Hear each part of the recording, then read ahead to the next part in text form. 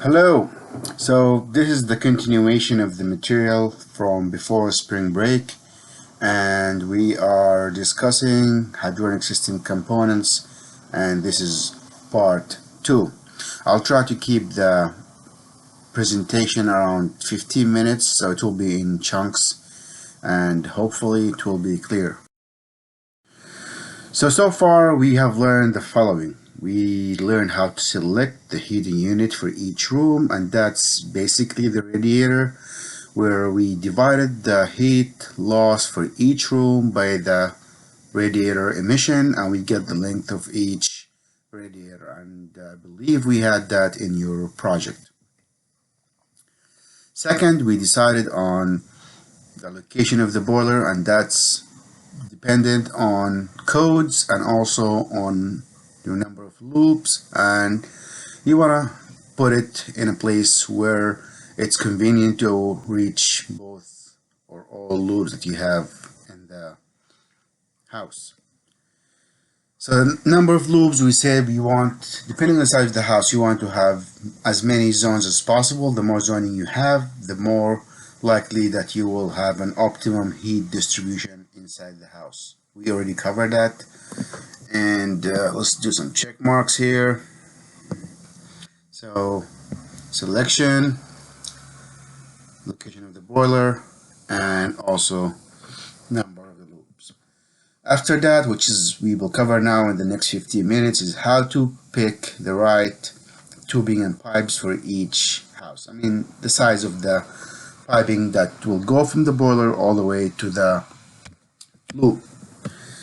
After that, we'll do the pump requirement, and that will involve some calculations, and I will go through that, and we will need to know two things. One of them is the GPM plus head. So the head is in feet, and the GPM we will calculate based on the loop. Then we'll calculate the thermal expansion tank that will contain all the water in the system. Finally, we'll talk about system controls. Okay, this is how we start to calculate the loop length for each zone. So there's a relationship between the heating load and the GPM required for that loop.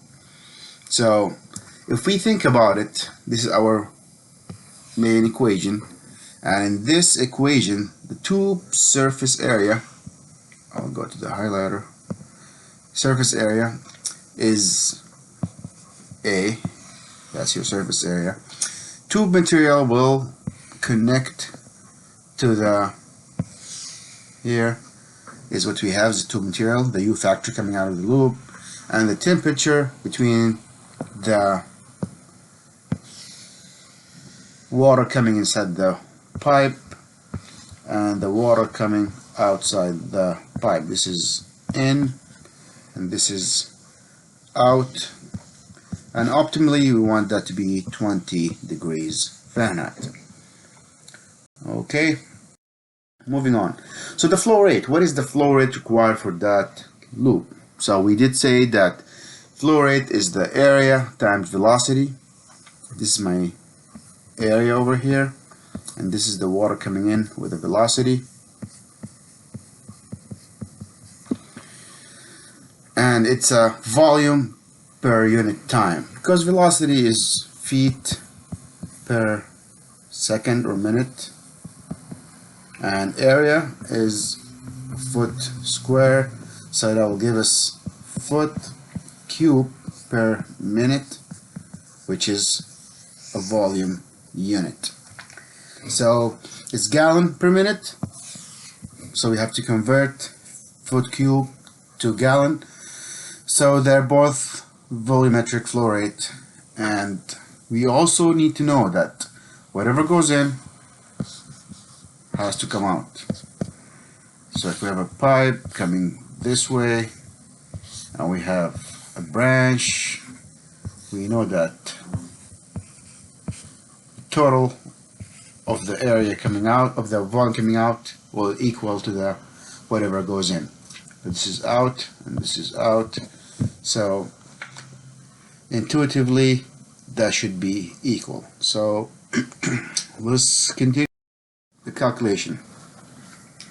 So to calculate our flow rate in GPM, we use this equation, which is also in your book. So what is the heat load? That's for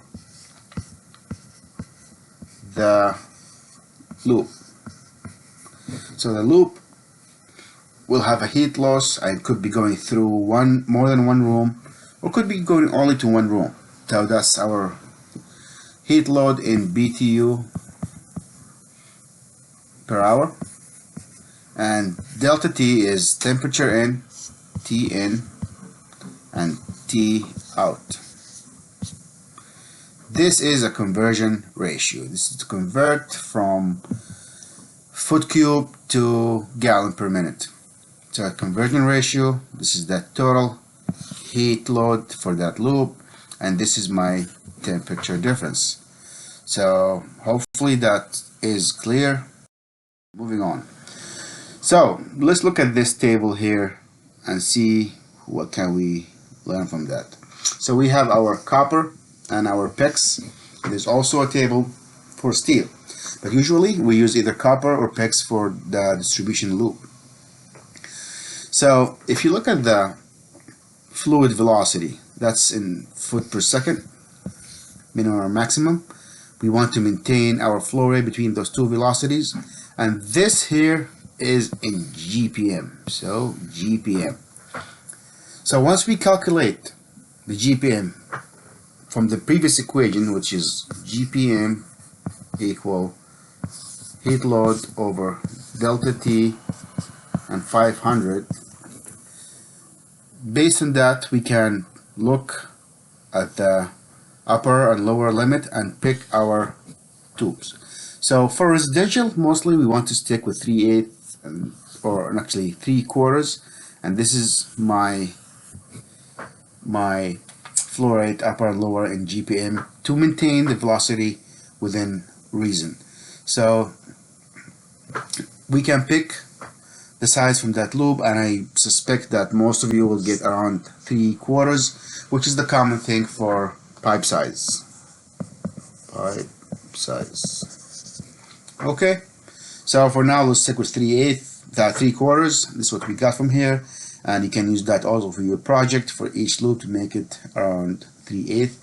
I mean 3/4, or I don't know why I keep saying 3/8.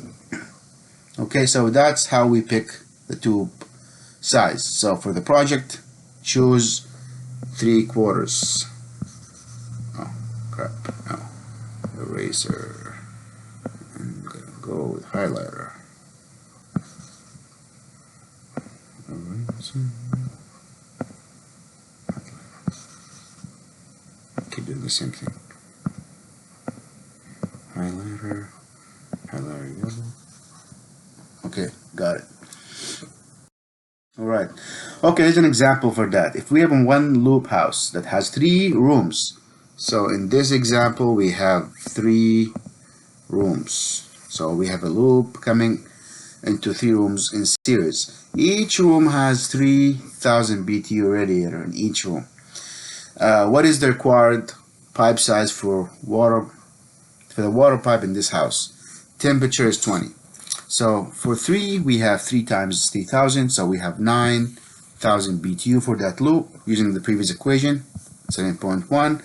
We'll plug that into the BTU, and this is my conversion factor, temperature difference, and this is going to be my flow rate.